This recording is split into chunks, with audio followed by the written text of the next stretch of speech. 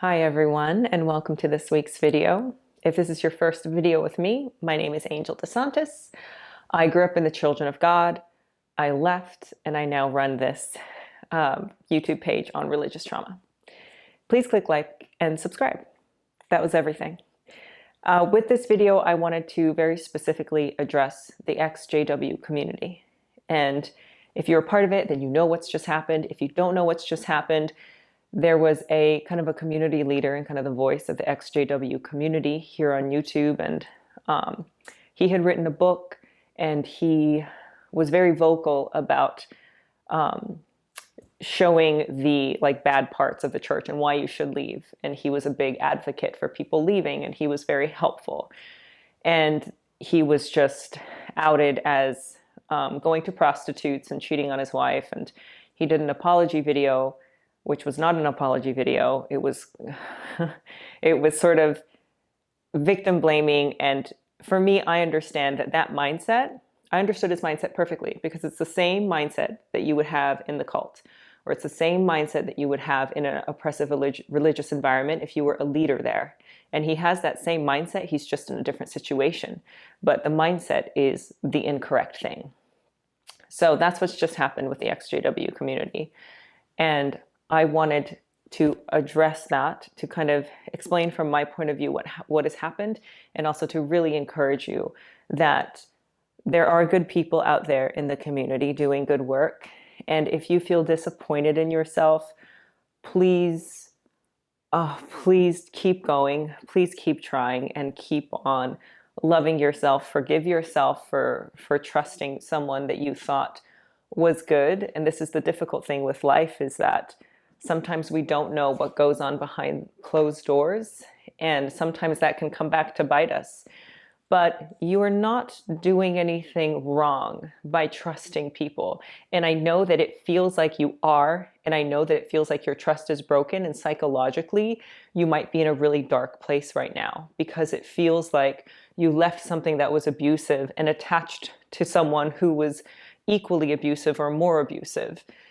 And that wound, and I've been through that wound is almost doubly terrible, because you come out of this abusive thing. For me, I came out of the cult I was in, the Children of God. For you, it's ex-JW. And for me, I thought I had healed. I was very proud of myself for being healed. And then I joined a community a couple of years later, like 10 years after I had left. And I thought that I knew all the red flags, and I thought, well, this community is different. And yes, I'm trusting this person, but it feels okay. And in that community, it was great. And then it turned on a dime, and I was kind of thrown out. And it was really psychologically devastating to an equal amount of having to leave a cult. And I felt so disappointed in myself for not seeing what was happening. I immediately went to therapy, because I was like, wow, that was a blind spot. Like, how can I not know? And when I left the cult, I cried every day for months. When I left this situation, I cried every day for months. And it makes you feel like you cannot trust yourself or anyone in the world. And that is such a difficult and devastating place to be. And if that's where you are, I just want you to know that I've been there as well. And I'm sorry that you are there. And I encourage you to go to therapy. But I really want to talk about why stuff like this happens, because when you leave a community, if you don't undo your mindsets, one of the bad things about oppressive religion is that they externalize everything. You have to look outside yourself for God. You have to look outside yourself for permission to do anything from the leaders.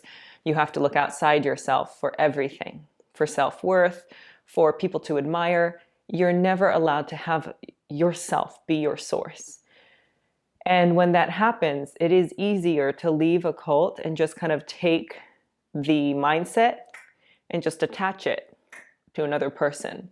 And I think that is what might have happened with a lot of people, because you think, oh, this person is giving good information. This person is someone to admire. This person has been through what I've been through. And you just switch the external source. instead of switching from an external source to an internal source. So when something like this happens, it makes you feel like there is no external source for your life and there is no internal source. So what do you do? And obviously this person, I watched a video that I'll link up here somewhere, but I watched that video and I heard him talk, and his language speaking to people on the live is the exact same language that leaders in the church would use. It's the same victim blaming. It's the same like oppressive language. It's the same like, what about me? I'm the victim. Yes, you caught me doing something bad, but isn't it your fault for saying that I'm bad? And it's sort of this gaslighting turnaround, which if you were in the religious community, you know very well. But I want to encourage you that there are good people out there, you being one of them. And if there is any way for you, use this time as an opportunity to start taking that lens around and start letting yourself be your source. That would be my number one piece of advice, is let yourself be your source. There's no need for you to externalize and really admire necessarily other people. And I know that sounds weird, but human beings, we are so flawed. We are incredibly flawed.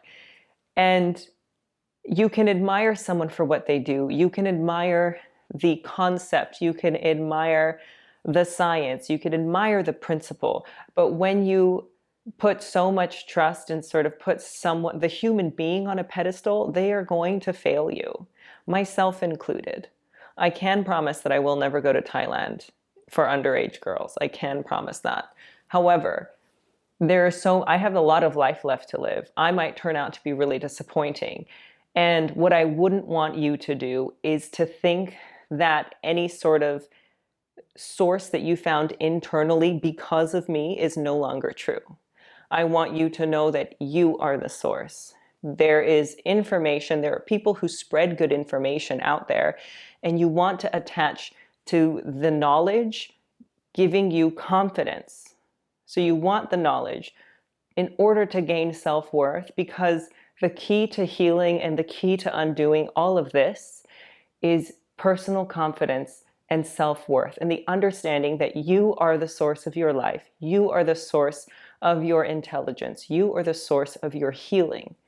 There's something inside of you that is worth uncovering and is worth seeing. So I understand that it's a really difficult time, and I'm sorry that it is something that you are having to go through. I hope that you find works that you can admire. Books, literature, art, things that bring you to life. One more thing that I will say is that sometimes when you feel you are a hero, you don't see the things that you're doing wrong. And this, I'll link another video up here about getting stuck in the anger phase, the righteous anger phase, because I believe, and this is all, again, speculation, but I believe that he got stuck in the righteous anger phase. He got really stuck in attacking the church. Not that he didn't do good work. I believe that he did good work, and if he was able to draw people out of the JW community, which is incredibly abusive, then that's great.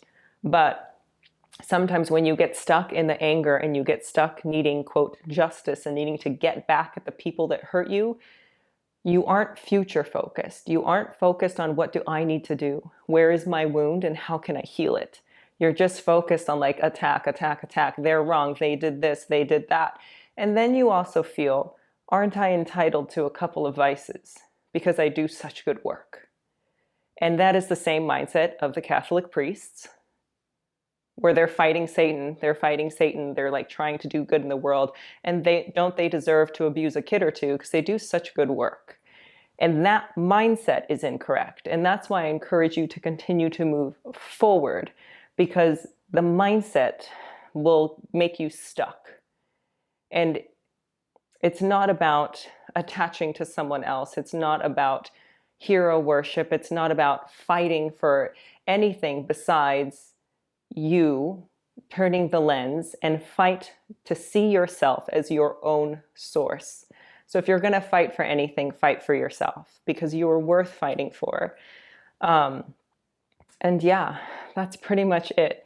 You're worth fighting for. I encourage you to see yourself as your own source. Please don't give up on humanity. There are really good people out there. People do good things.